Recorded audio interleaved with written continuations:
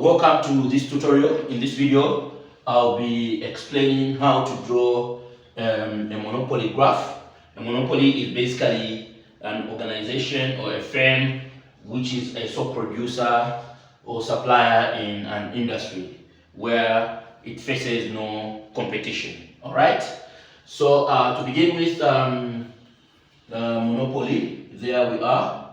In my other video, I've already explain what a monopoly is and the characteristics of a monopoly. Here I'm just demonstrating how to do a monopoly graph. So I'll begin. We have a vertical line,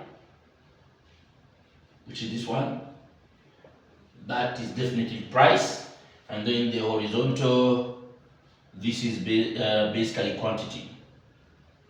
Okay, so now we have that a monopoly has a demand curve which slopes downwards.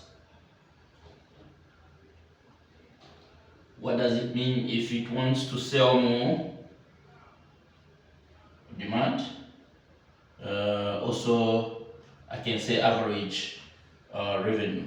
All right. So this curve simply indicates that if a monopoly wants to sell more, they can reduce the price. So if the price is here, most likely the demand is somewhere there. They reduce the price to this, and then the demand in quantity, this is the quantity line, gets to be there. So that's not my interest very much. I just want to indicate how you draw a monopoly graph. Since the monopoly reduces price in order to increase sales volume or quantity, it simply means that its marginal revenue, meaning the revenue obtained from selling one more extra unit, its marginal revenue will be deviating from the demand curve. Now, what does this imply? It simply implies that the marginal revenue will be reducing as the monopoly is increasing its sales units. Okay, and then we have the marginal cost, which is the cost for producing one more extra unit. I'll just draw something like that. This is my marginal cost curve. All right, so from here now we can discuss the way the total cost curve will look like. So the total cost curve, the average total cost curve is a bell kind of shaped, passing through there, and then we have that.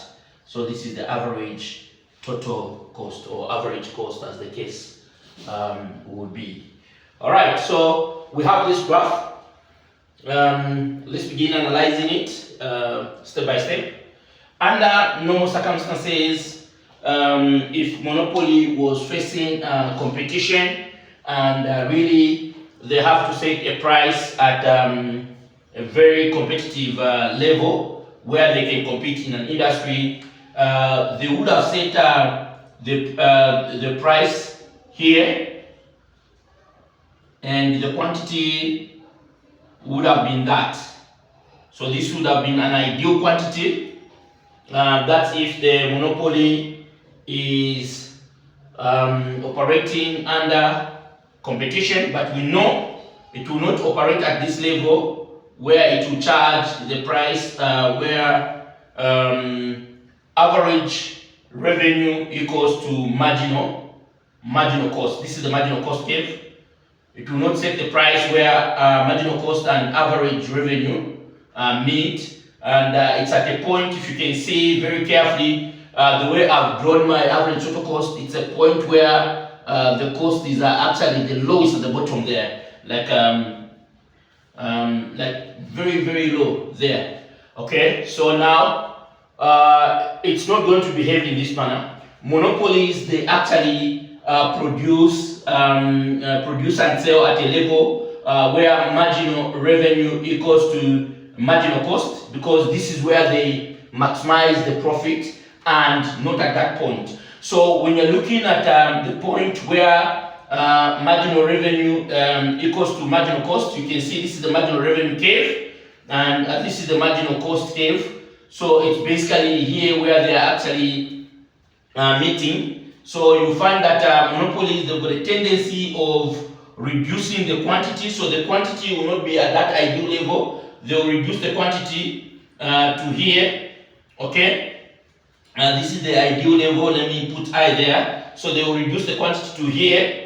That's what they're going to produce, and they are going to charge a price which is higher, up to the point where these lines, the dotted lines, are hitting the demand curve or average revenue. So they are going to produce at that point, and then the price would be this. So meaning the ideal price would have been that, or what I'm calling as a competitive price would have been that. But then, alas, it's not the case. So we are seeing them charging at that price here. Okay, so they are charging at a price higher than the ideal price, and they are producing the quantity lower than the ideal quantity. If all things being equal, they would have been producing at that point and charging that price if they were in an industry where there is a stiff competition. Okay. So now I need to demonstrate my profit or economic profit for this. So the economic profit for this curve is basically this part here, which we are going to call as the abnormal profit. So economic profit is basically here, or supernormal profit as the case would be. Supernormal profits are going to be realized at this point. So we have the supernormal profits being realized at that point. The whole shaded part there indicates the supernormal profit under a monopoly. So this is how the curve looks like. If you can see, this shaded part is here where the curve is hitting the average total cost, and then you shade it like that. So this is how a monopoly graph looks like, and I'm going to explain to you what is basically happening to this part after they've reduced the quantity to here. This is what we call as a deadweight loss. Let me shade it nicely. A deadweight loss. What does a deadweight loss speak to us? A deadweight loss, a deadweight welfare loss is the loss that both the producer, which is the monopoly, and the consumer, the would-be buyer, are actually facing for the due to high prices. So I'm going to explain to you in simple terms so that you understand the deadweight loss, which we are calling as the welfare loss, which is a combined loss for both the consumer and producer. Combined loss for both the consumer and the producer. Now, as you can see, there is a line here. Okay, this triangle, this small triangle, pertains to the consumer. As you can see, it is attached to the demand curve. So this is the loss that the consumer is actually facing because they did not buy, simply because the monopoly charged a higher price, so they decided to go away, so they did not enjoy this benefit. So this is a consumer part, and then we have the part which is here. This is the producer's part. As you can see, it's slightly above what would have called as the supply curve initially, which would have passed here. Okay, so this is the producer's loss. Why is it so? The monopoly, let me give you an example. Say the monopoly could have charged a competitive price for 5 kwacha. Okay, this is the price that the monopoly could have charged. Where maybe let's say here, this is the price that it could have charged. Okay, so monopoly would have charged that, but that's not what they are charging.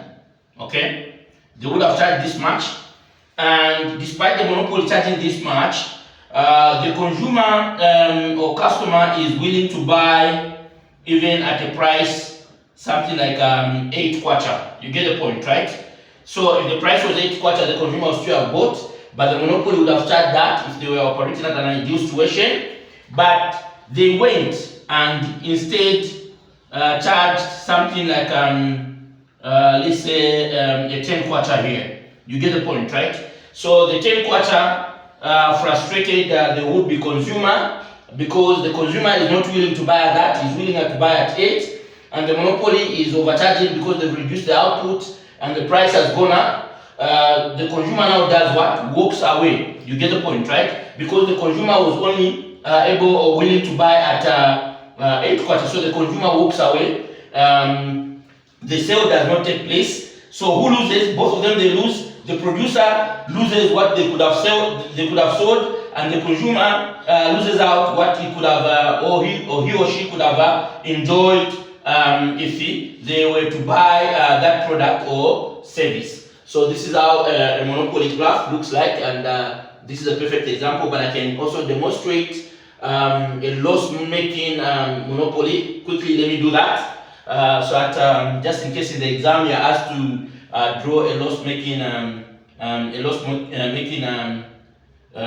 monopoly graph, I'll show you how this works out.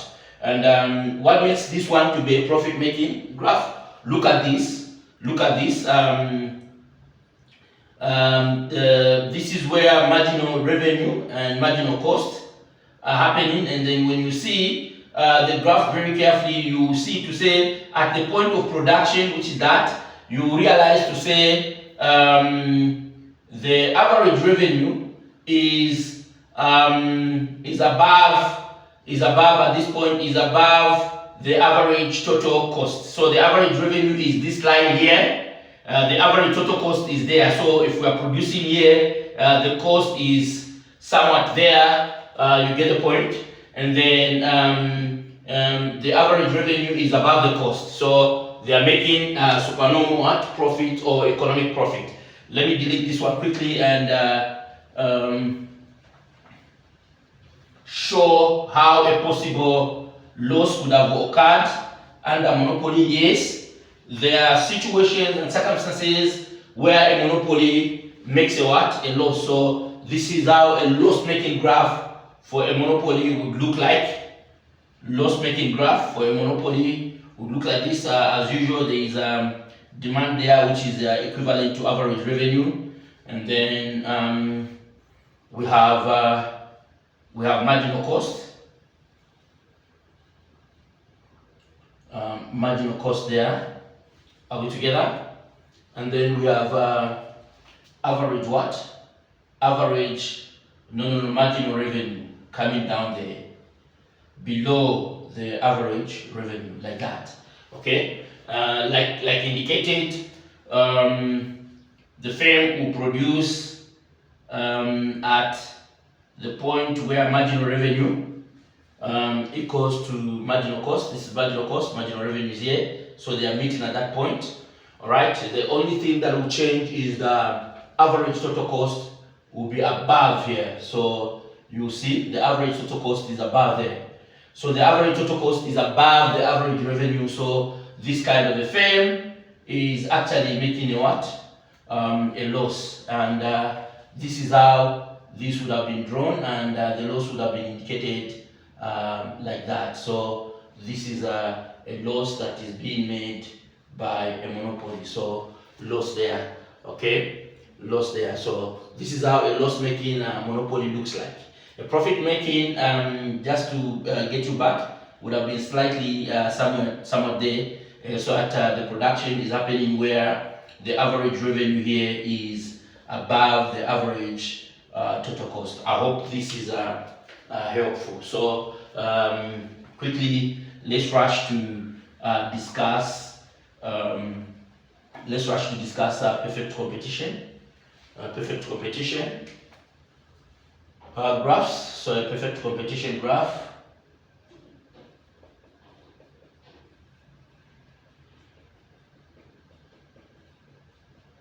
Perfect competition graph. As usual, this will be price.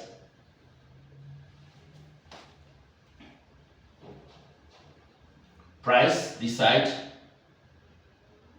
and quantity that side. All right.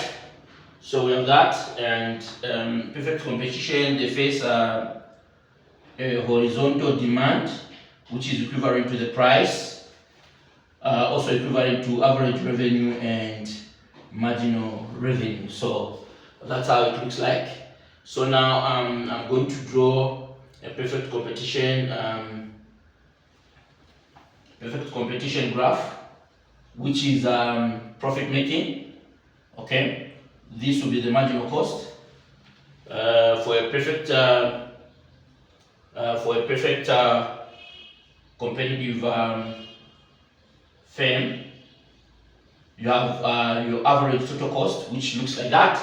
Are we together? So then they are producing at a point where price is equal to marginal cost. So it's basically at that point where price is equal to marginal cost. That's where profit is maximized.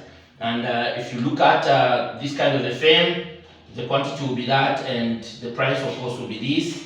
Okay, and then at the lowest point there, where the average total cost is, this is the profit, and this is when a perfect competition firm is making supernormal profits or economic profit, and it has to be in the short run, because with time competitors will join the market, and once the competitors they join the market, there will be a stiff competition, and they'll stop making supernormal profits. They'll start making what we are calling as normal profits in the long run. In the short run, yes, they can make a supernormal profit. Okay, so this is a supernormal profit.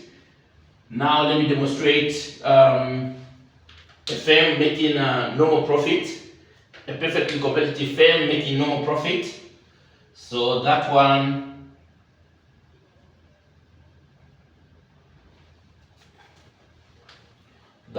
will look like this quickly.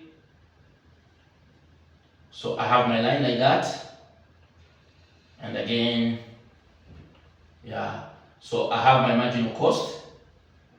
All right, so my marginal cost looks like that, and then we are producing at a point where marginal cost equals to price, and then you will see the total cost, the average total cost coming like that and curving like that. So this is the average total cost. So it's just a tangent, it's just touching the line there. It's not above, it's not below the price. So it's just at the tangent there. So there are no losses here, and there are no supernormal profits. The perfectly competitive firm is only making normal profits. Okay, this is how a perfectly competitive firm which is making normal profits looks like.